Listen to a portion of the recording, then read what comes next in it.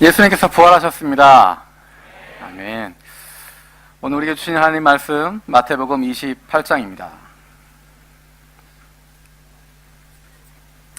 마태복음 28장 1절에서 20절까지 말씀입니다.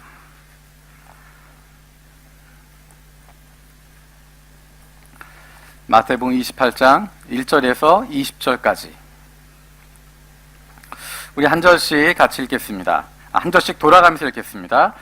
안식일이 다 지나고 안식 후 첫날이 되려는 새벽에 막달라 마리아와 다른 마리아가 무덤을 보려고 갔더니 큰 지진이 나며 주의 천사가 하늘로부터 내려와 돌을 굴려내고 그 위에 앉았는데 그 형상이 번개 같고 그 옷은 눈같이 희거늘 지키던 자들이 그를 무서워하여 떨며 죽은 사람같이 되었더라. 천사가 여자들에게 말하여 이르되 너희는 무서워하지 말라. 십자가에 못 박힌 예수를 너희가 찾는 줄을 내가 아노라. 계시지 않고 그가 말씀하시던 대로 살아나셨느니라. 와서 그가 누우셨던 곳을 보라. 또 빨리 가서 그의 제자들에게 이르되 그가 죽은 자 가운데서 살아나셨고 너희보다 먼저 갈릴리로 가시나니 거기서 너희가 배우리라 하라. 보라, 내가 너희에게 일렀느니라 하거늘 무서움과 큰 기쁨으로 빨리 무덤을 떠나 제자들에게 알리려고 다름질할세. 예수께서 그들을 만나 이르시되 평안하냐 하시거늘 여자들이 나와 그 발을 붙잡고 경배하며 예수께서 이르시되 무서워하지 말라. 가서 내 형제들에게 갈릴리로 가라 하라. 거기서 나를 보리라 하시니라. 여자들이 갈 때 경비병중 몇이 성에 들어가 모든 된 일을 대제사장들에게 알리니 장로들과 함께 모여 의논하고 군인들에게 돈을 많이 주며 이르되 너희는 말하기를 그의 제자들이 밤에 와서 우리가 잘 때 그를 도둑질하여 갔다 하라. 만일 이 말이 총독에게 들리면 우리가 권하여 너희로 근심하지 않게 하리라 하니 군인들이 돈을 받고 가르친 대로 하였으니 이 말이 오늘날까지 유대인 가운데 두루 퍼지니라. 제가 갈릴리에 가서 예수를 배웠고 경배하나 아직도 의심하는 사람들이 있더라. 예수께서 나와 말씀하여 이르시되 하늘과 땅의 모든 권세를 내게 주셨으니 그러므로 너희는 가서 모든 민족을 제자로 삼아 아버지와 아들과 성령의 이름으로 세례를 베풀고 내가 너희에게 분부한 모든 것을 가르쳐 지키게 하라. 볼지어다 내가 세상 끝날까지 너희와 항상 함께 있으리라 하시니라. 아멘. 우리 옆에 사람에게 다시 한번 인사했으면 좋겠습니다. 예수님의 부활을 축하드립니다. 예수님의 부활을 축하드립니다. 크리스찬에게 있어서, 크리스찬의 삶에 있어서 가장 중요한 두 날을 선택하라고 하면 부활절과 성탄절입니다. 그 중에서도 사실 십자가를 바라볼 수 있는, 십자가 이후에 있는 부활, 그 사건이 연결되어지는 부활절이 가장 중요하다고 말할 수 있습니다. 예수님께서 이 땅에 사셨던 모든 사역은 이곳을 향하고 있고 그 이전의 삶, 십자가를 향하셨던 삶과 부활 이후의 삶으로 나누어지기 때문입니다. 그런 의미에서 부활절은 우리 크리스찬들에게 있어서 가장 중요한 날이라고 말할 수 있습니다. 오늘 설교 말씀은 무덤에서 세상 끝까지라고 하는 이 설교 말씀은 그동안 나누었던 사순절 설교 시리즈 나를 따르라 라고 하는 설교의 마지막 마무리 같은 면을 가지고 있습니다. 여러분, 무덤에서 세상 끝까지라고 하면 어떤 느낌을 받습니까? 여기엔 두 가지 의미가 담겨져 있습니다. 우리를 향하신 명령이기도 하고 우리를 향하신 약속이기도 합니다. 무덤에서 세상 끝까지라고 이야기할 때 우리는 그것을 세 가지 차원으로 생각할 수 있습니다. 공간적인 의미에서 무덤이라고 하는 공간에서 세상 끝까지, 그리고 시간적으로 무덤에서 부활하신 그 무덤에서부터 세상 끝날까지, 관계적으로 이야기하면 고립되었던 그 무덤으로부터 시작해서 세상 끝날까지 항상 함께하겠다 하신 그 말씀으로 살펴볼 수 있습니다. 오늘 이 세 가지의 관점을 가지고 예수님의 부활의 기쁨을 같이 나누려고 합니다. 여러분, 표정을 보니까 부활에 대한 기쁨이 넘치고 있습니다. 이렇게 웃음이 나오는 것을 보니까 실상 그렇지 않다는 것을 알게 되었습니다. 부활의 찬양을 하기도 하고 기쁨을 나누기도 하고 특별한 순서가 있기도 하고 즐겁고 기쁘지만 저와 여러분은 잘 알고 있습니다. 다음 주가 되면 분위기가 달라지는 것. 오늘이 지나고 나면, 아니 좀 더 자세히 이야기하면 지금 이 시간이 지나고 나면 다시 나는 나의 문제 속으로 들어가게 되고 나의 삶의 고민 가운데 들어간다고 하는 것입니다. 예수님의 부활이 놀랍다라고 이야기하고 크리스천 삶의 가장 중심이라고 이야기하지만 그것 때문에 내가 변화된 것 같은데 내 안에 부활에 대한 기쁨보다는 부활을 통한 변화보다는 부활 때문에 내 인생이 변화되어진 달라진 그것보다는 어제와 오늘이 다르지 않은 것 같고 예수 믿은 지 10년, 20년이 되지만 그렇게 10년, 20년 동안 수많은 부활절 지나가고 있지만 어쩌면 앞으로 하나님 나라 갈 때까지 수많은 부활절 지나가겠지만 그날은 기쁘고 즐거울지 몰라도 교회에서 행사가 있고 여러 가지 즐거운 것들이 있어서 행복한지는 몰라도 정말 내 안에 부활을 기다리는 마음이 있을까? 예수의 부활이 나와 무슨 관계가 있을까? 어쩌면 우리의 마음속에 그러한 질문이, 그러한 의문이 있는지 모르겠습니다. 성경에 나타난 인물들은 어땠을까? 예수님 주변에 있던 사람들은 어땠을까? 예수님의 부활을 목격했던 사람들은 어떤 삶을 살게 되었을까? 성경에 예수님의 부활을 기다렸던 사람의 이야기가 등장하고 있습니까? 등장하지 않습니다. 예수님 주변에 있었던 그 제자들 중에 그 누구도 예수님의 부활을 기다리지 않았습니다. 예수님과 가까이 있었던 어떤 누구도 예수님의 부활을 기대하지 않았고 기다리지 않았고 그것에 대해서 기쁜 마음을 가지고 나아가지 않고 있었습니다. 오늘 본문에 보면 안식 후 첫날 새벽에 무덤에 갔던 여인들의 이야기가 등장합니다. 이 사람들은 예수님의 부활을 기다리고 있었을까? 예수님을 만나길 원하는 마음으로 가고 있었을까? 우리 오늘 1절 말씀 다시 한번 읽어보겠습니다. 1절입니다. 같이 읽겠습니다. 시작. 안식일이 다 지나고 안식 후 첫날이 되려는 새벽에 막달라 마리아와 다른 마리아가 무덤을 보려고 갔더니 예수님을 만나기 위해서 갔다고 되어 있지 않습니다. 부활하신 주님을 만나려고 갔다.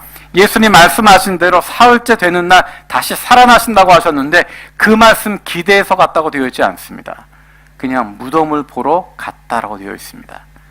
무덤을 보러 갔다고 하는 것이 어떤 의미인지 좀 더 자세하게 마가복음에서는 그것을 설명하고 있습니다. 마가복음 16장 1절에서 3절입니다. 같이 읽겠습니다. 시작. 안식일이 지남에 막달라 마리아와 야고보의 어머니 마리아와 또 살로메가 가서 예수께 바르기 위하여 상품을 두었다가 2절. 안식 후 첫날 매우 일찍이 그 무덤으로 가며 서로 말하되 누가 우리를 위하여 무덤 문에서 돌을 굴려주리요 하더니 여기 등장하고 있는 여인들은 안식일이 시작하기 때문에 차마 예수님께 제대로 향품을 바르지 못해서 예수님의 시체에 향품을 제대로 바르지 못해서 그것 완수하러 가는 것입니다.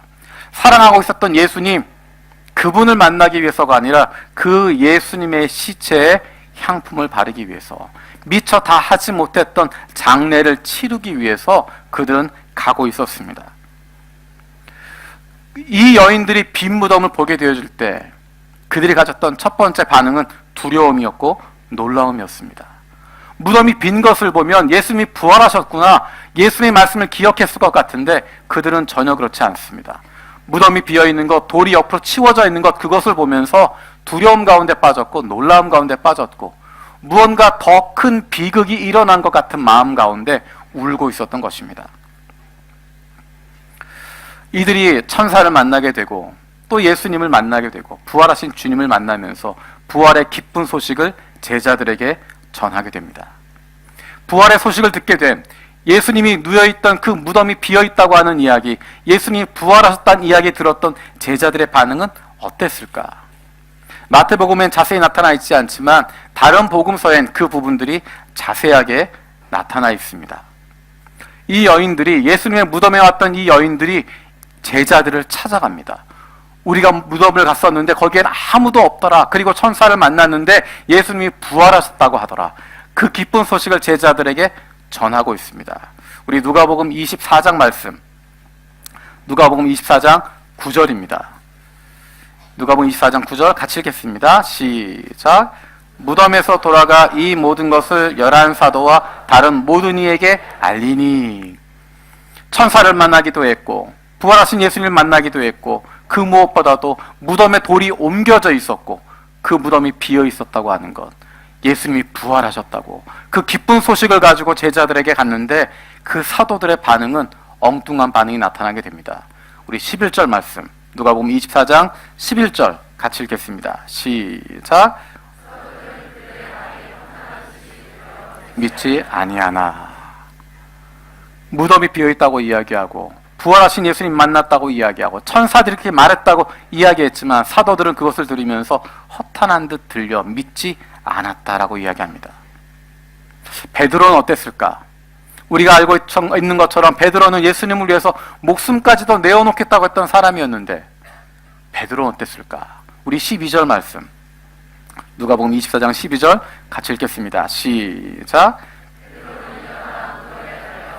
구부려 들여다보니 세마포만 보이는지라 그 된 일을 놀랍게 여기며 집으로 돌아가니라.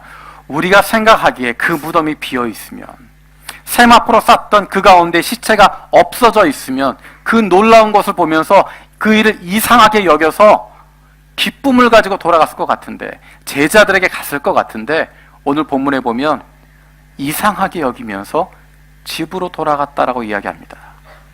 집으로 돌아가서 가족들에게 그 기쁜 소식을 전했을까? 그런 것 같지 않습니다.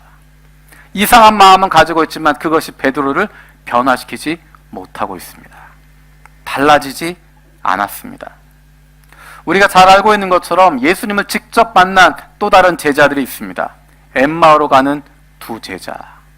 엠마오로 가는 길에 그들은 예수님을 만나게 됩니다. 예수가 부활했다는 소식을 들었지만 그것이 그 제자들에게 위로함을 주지도 못하고 삶의 변화를 주지도 못하고 아무런 영향력도 나타내지 못했기 때문에 이 두 제자는 그냥 엠마오로, 고향으로 돌아가고 있었습니다. 그 가운데 예수님을 만납니다. 만나지만 처음엔 알아보지 못했습니다. 하지만 예수님이 말씀하시는 것 들으면서, 성경을 풀어서 말씀하시는 것 들으면서 그 마음 가운데 아, 주님이시구나 깨닫게 됩니다. 그리고 그 기쁜 마음을 가지고 제자들에게 돌아가서 이야기합니다. 우리 누가복음 24장 33절에서 35절, 33절에서 35절 말씀 같이 읽겠습니다. 시작.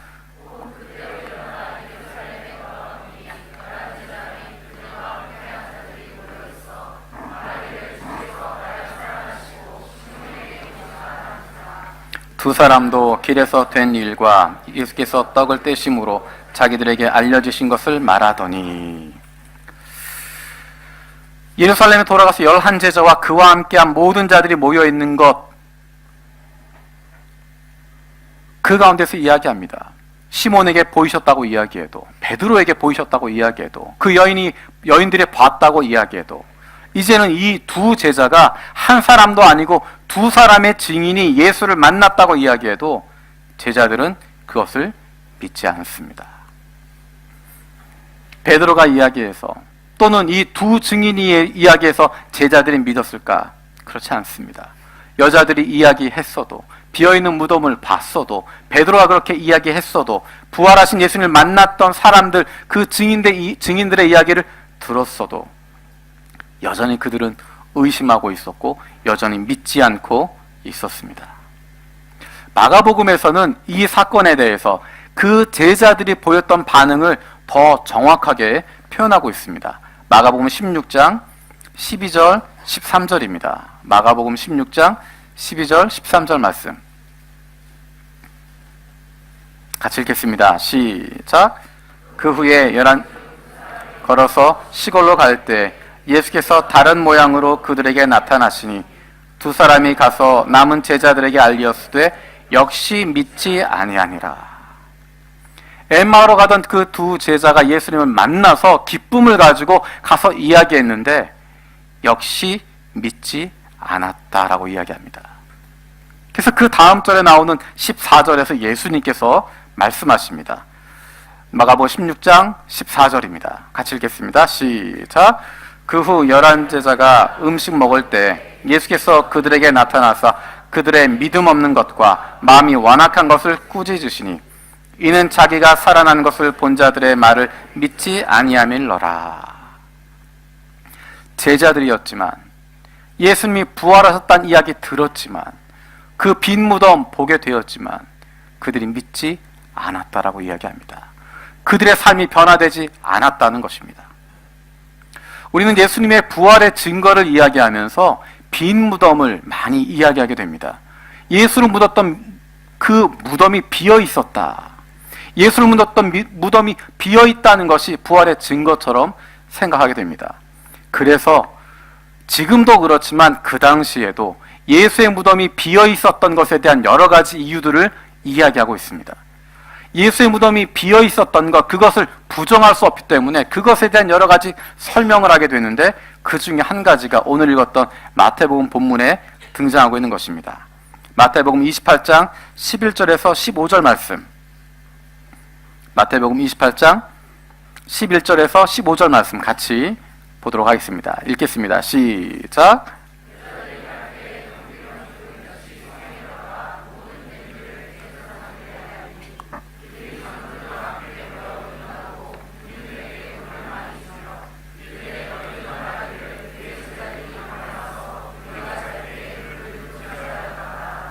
만일 이 말이 총독에게 들리면 우리가 권하여 너희로 근심하지 않게 하리라 하니, 군인들이 돈을 받고 가르친 대로 하였으니 이 말이 오늘날까지 유대인 가운데 두루 퍼지니라. 빈 무덤이라고 하는 것이 큰 증거처럼 되어서 다른 사람들에게 이 무덤이 빈 것, 사실은 예수의 제자들이 훔쳐간 거다라고 하는 설명이 필요할 정도로 그 당시부터 그런 설명들이 있었다라고 이야기합니다. 그런데 중요한 것은 빈 무덤이라고 하는 것, 무덤이 비어 있었다고 하는 것, 그것은 부활의 증거가 아닙니다. 빈 무덤은 부활의 현장이었을 뿐이고 부활의 현상일 뿐이지 그것이 부활의 증거가 될 수 없습니다. 사실 그 빈 무덤은 어떤 의미도 갖지 못합니다.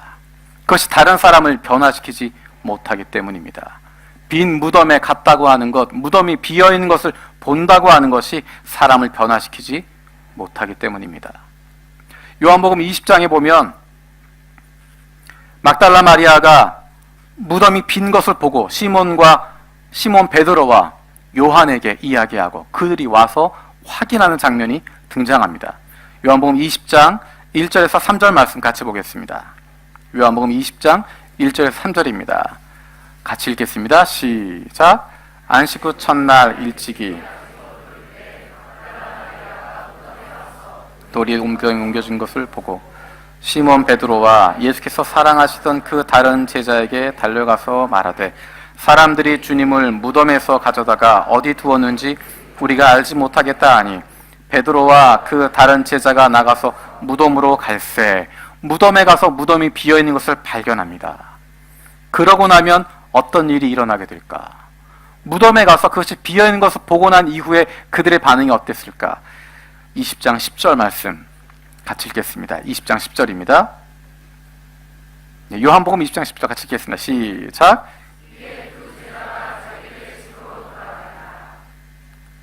이에 두 제자가 자기들의 집으로 돌아가니라. 무덤이 비어 있어서 이상하다 생각을 하지, 예수님이 어디 가셨나 보다 생각을 하지, 그들의 삶이 달라지지 않았습니다. 더 놀라운 것은 부활하신 예수님을 직접 만나고도 달라지지 않았다는 것입니다. 요한복음 21장에는 놀라운 이야기가 등장합니다. 베드로의 이야기입니다. 베드로는 적어도 최소한 2번 이상 부활하신 예수님을 만났습니다. 예수님의 무덤이 빈 것을 봤습니다. 그것이 비어 있었고 누군가 시체를 가져간 것이 아니라 그 시체가 사라졌다고 하는 것, 머리에 놓여있던 세마포가 그대로 가라앉아 있는 것, 그것을 보았습니다.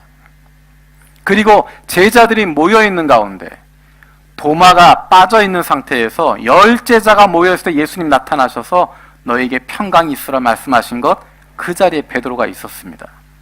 도마는 내가 직접 보지 못했으니까 못 믿겠다고 이야기했고, 예수님께서 다시 도마도 그 자리에 있을 때 나타나십니다. 적어도 2번 이상 부활하신 예수님을 만났는데, 부활하신 주님을 경험했는데 베드로는 어떻게 되었을까? 그는 달라지지 않습니다. 여전히 삶의 문제를 가지고 있고, 여전히 자신의 앞날에 대해서 걱정하고 있고, 여전히 두려움 가운데 빠져 있고, 여전히 삶의 방향을 찾지 못하고 살아가고 있습니다. 그 모습을 보여주고 있는 것이 요한복음 21장 2절 3절의 모습입니다. 요한복음 21장 2절 3절 같이 읽겠습니다. 시작. 갈릴리 가나 사람 나다나엘과 세베대의 아들들과 또 다른 제자들이 함께 있더니 시몬 베드로가 나는 물고기 잡으러 가노라 하니 그들이 우리도 함께 가겠다 하고 나가서 배에 올랐으나 그날 밤에 아무것도 잡지 못하였더라. 조금 전에 이야기했던 것처럼 예수님의 무덤을 직접 가서 봤습니다. 예수님의 무덤이 비어있는 건 목격했고, 세마포가 그대로 놓여있는 건 목격했고, 부활의 현장을 목격했지만, 더 나아가서 부활하신 예수님을 2번이나 그 이상 만났지만, 직접 대했지만, 그 말씀도 들었지만, 베드로는 달라지지 않습니다. 여전히 예전에 가지고 있었던 그 어려움들을, 그 갈등을 여전히 가지고 있습니다. 그래서 어쩌면 그 모습이 부활하신 주님을 만났음에도 불구하고 나는 물고기나 잡으러 가려 한다 이야기했던 그 베드로의 모습이 어쩌면 오늘날 수없이 부활절을 지내고 있지만, 수없이 나를 위해 죽으시고 부활하셨다고 찬송하고 고백하고 있지만 그것이 내 삶을 바꾸지 못하고 있는, 조금만 지나가고 나면 예수님 없이 살아가고 있는, 예수님과 관계없이 살아가고 있는, 내 인생의 문제 가운데 빠져서, 그 두려움 가운데 빠져서 예전과 다르지 않은 모습으로 살아가고 있는 우리의 모습과 같은지도 모르겠습니다. 저는 그런 면에서 오늘 읽었던 마태복음 28장 말씀 가운데 마음에 은혜가 되는, 마음에 와닿는 구절이 있습니다. 마태복음 28장 16절 17절입니다. 마태복음 28장 16절 17절입니다. 같이 읽겠습니다. 시작. 11제자가 갈릴리에 가서 예수께서 지시하신 산에 이르러 예수를 배웠고 경배하나 아직도 의심하는 자들이 있더라. 아직도 의심하는 자들이 있더라. 11제자 가운데 11제자가 예수님을 따라서 갈릴리에 갔는데 그분을 만나고 경배하고 있음에도 불구하고 아직도 의심하는 자가 있더라. 예수를 만나도, 예수의 부활을 목격해도, 부활하신 주님이 나타나도 아직도 의심하는 자가 있더라라고 이야기하고 있습니다. 2019년도 올해 고난주간은 저에게 특별한 고난주간이었습니다. 예수님의 고난에 대해서, 십자가에 대해서, 그 의미에 대해 더 깊이 집중할 수 있는 시간 되었습니다. 분주하지 않고 하나님의 말씀 집중하고, 조급하지 않고 내게 주시는 하나님의 말씀에 집중할 수 있는 시간이 되었습니다. 사복음서를 통해서 예수님께서 십자가를 향해서 걸어가셨던 그 걸음들을 보면서 예수님께서 나를 위해서 십자가를 향해 의지적으로 한 걸음 한 걸음 내딛고 계신 모습을 보게 되었습니다. 사복음서에 모두 등장하고 있는 것, 내가 힘이 없어서가 아니다라고 이야기하십니다. 예수님에게 힘이 없어서가 아니고 예수님이 그것을 피할 수 없어서가 아니라 힘이 있지만 사용하지 않으시고, 두렵지만 그 아픔에 대한, 하나님과의 관계가 끊어지는 것에 대한 두려움이 엄습하고 있지만 그것 멈추지 않고 아버지께서 맡기신 사람들을 끝까지 사랑하기 때문에 끝까지 그 사랑을 이루시기 위해서 십자가를 향해 한 걸음 한 걸음 걸어가고 계신 모습을 보게 되었습니다. 그리고 부활주의를 준비하는 가운데 더 은혜 받게 된 것은 예수님의 부활을 보고도, 빈 무덤을 보고도, 부활하신 주님을 만나고도 여전히 변화되지 않고 있는 제자들, 하지만 그를 찾아가는 주님의 모습입니다. 예수님은 반복해서 십자가 사건 이전에 이야기하십니다. 내가 미리 말한다라고 이야기합니다. 너희가 알 수 있도록 하기 위해서, 깨달을 수 있도록 하기 위해서 내가 미리 말한다라고 이야기합니다. 내가 십자가에 죽어야 된다. 내가 십자가에 죽었다 다시 살아날 것이다. 너희들이 나를 부인할 것이다. 너희가 나를 떠날 것이다. 너희가 실패할 거다. 너희가 무너져 버릴 거다. 미리 말씀하십니다. 제자들로 하여금 깨달을 수 있도록, 알 수 있도록 하기 위해서.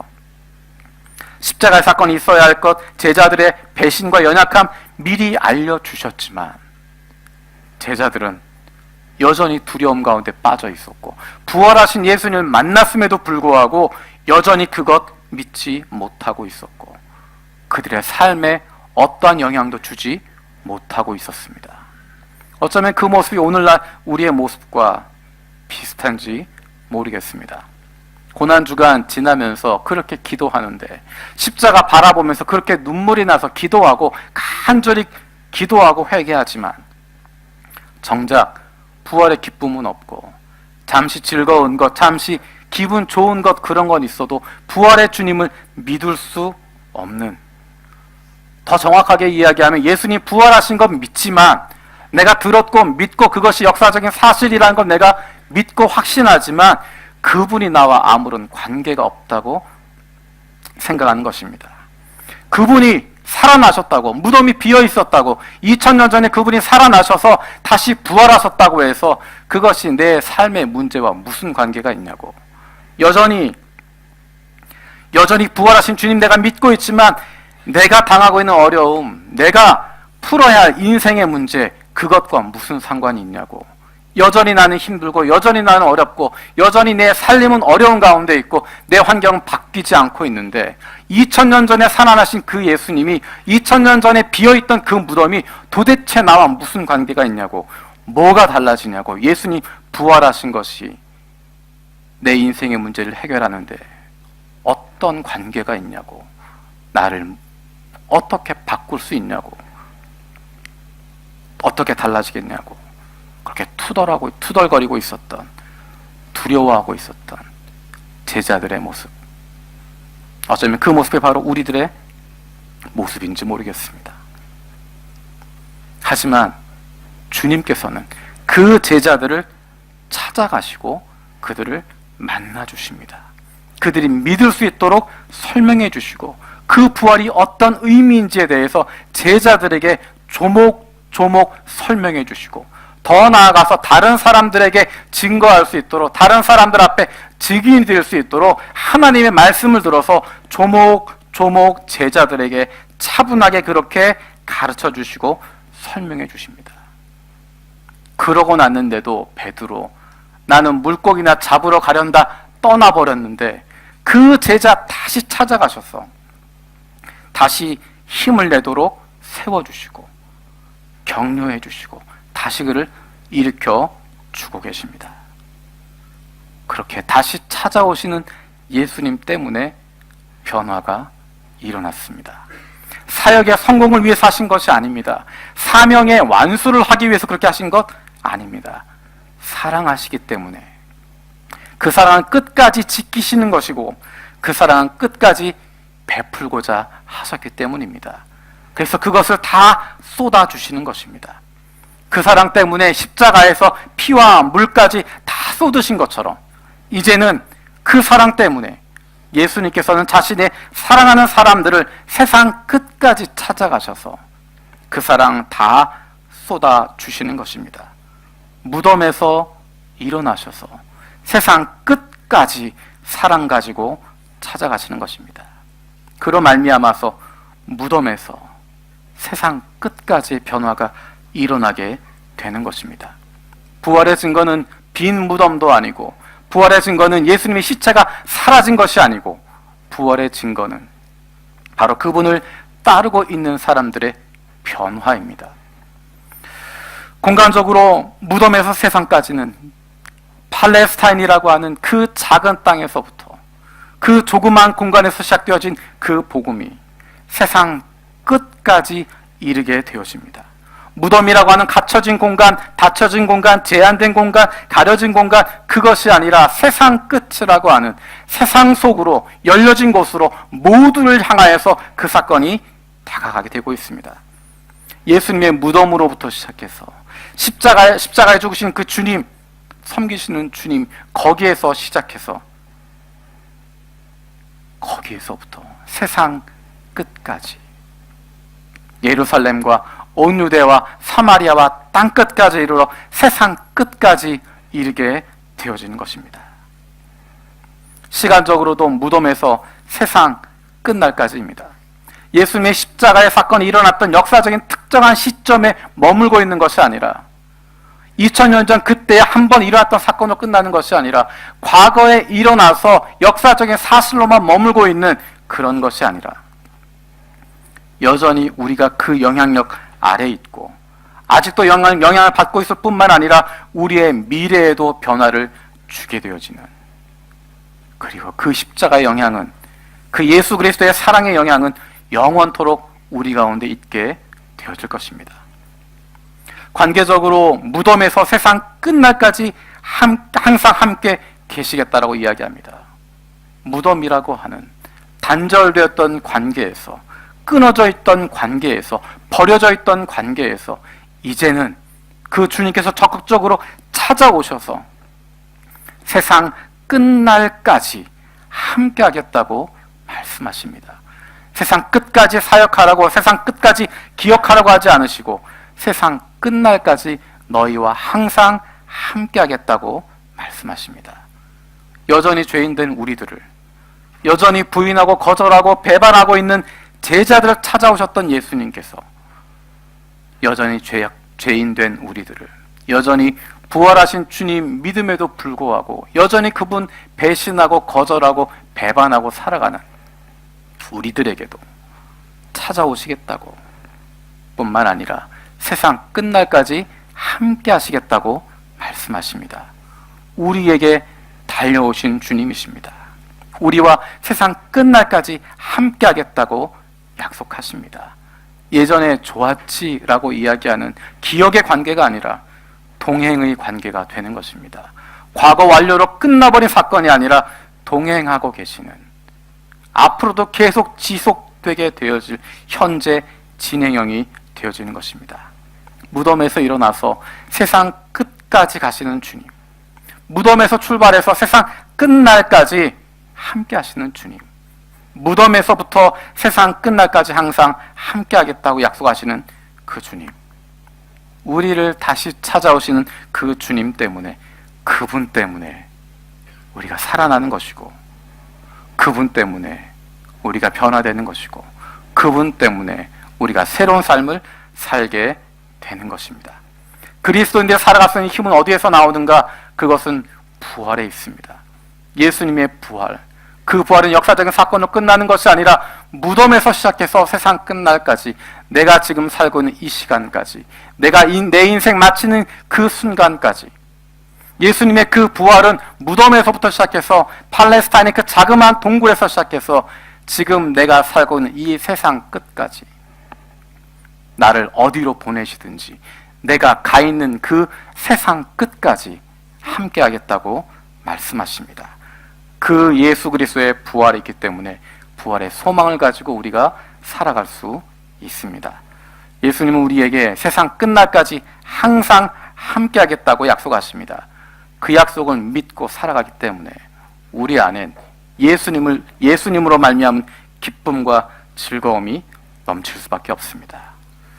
그런 고백을 담고 있는 찬송이 325장 예수가 함께 계시니라고 하는 찬양입니다. 무덤에서 일어나셔서 세상 끝까지 우리와 함께 하시는 주님, 내가 어느 곳에 있든지 그곳까지 오셔서 나와 함께 하시고 우리를 변화시키는 그 주님, 예수 그리스도와 날마다 함께하는 기쁨과 즐거움, 자유함을 누리는 사람들의 고백이 바로 이 고백입니다. 예수가 함께 계시니 시험이 오나 겁없네. 기쁨의 근원 되시는 예수를 위해 삽시다. 이 세상 사는 동안에 주 이름 전파하면서 무한한 복락 주시는 예수를 위해 삽시다. 이 세상 친구 없어도 예수는 나의 친구니 불의한 일을 버리고 예수를 위해 삽시다. 주께서 심판하실 때 잘했다 칭찬하시니 이러한 상급 받도록 예수를 위해 삽시다. 날마다 주를 섬기며 언제나 주를 기리고 그 사랑 안에 살면서 딴 길로 가지 맙시다. 무덤에서 세상 끝까지 나를 향해 오신 그 예수님과 동행하는 기쁨과 즐거움을 누리는 저와 여러분 되어지길 원합니다. 우리 1절, 4절 함께 찬양하겠습니다.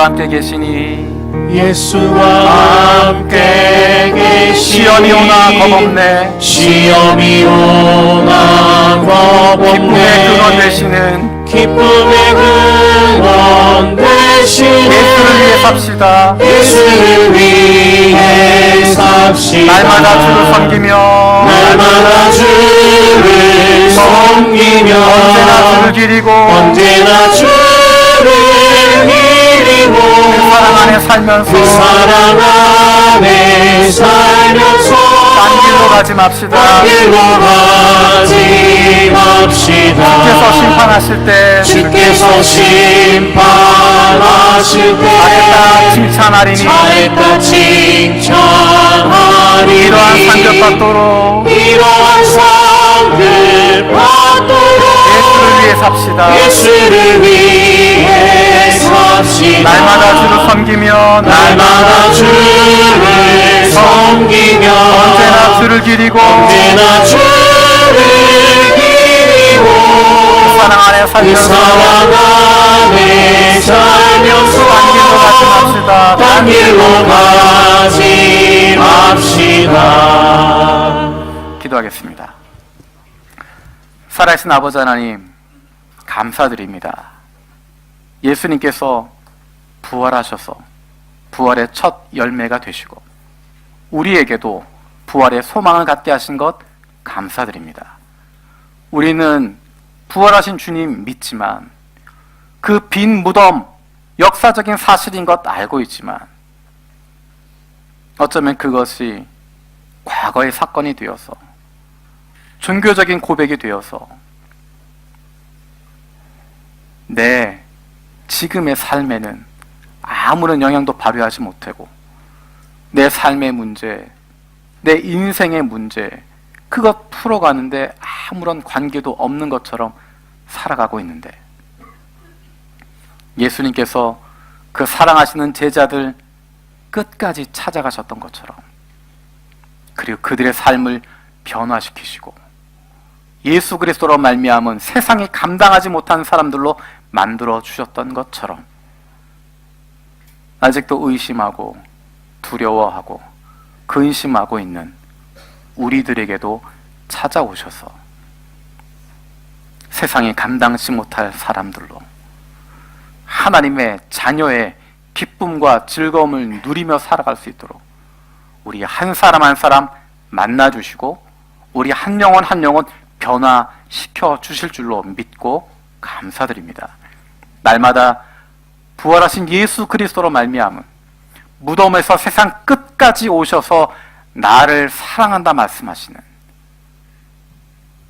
그 예수 그리스도로 말미암은 기쁨과 즐거움 날마다 누리는 주님의 자녀들 되게 하여 주시옵소서. 감사드렸고 예수님의 이름으로 기도드립니다. 아멘.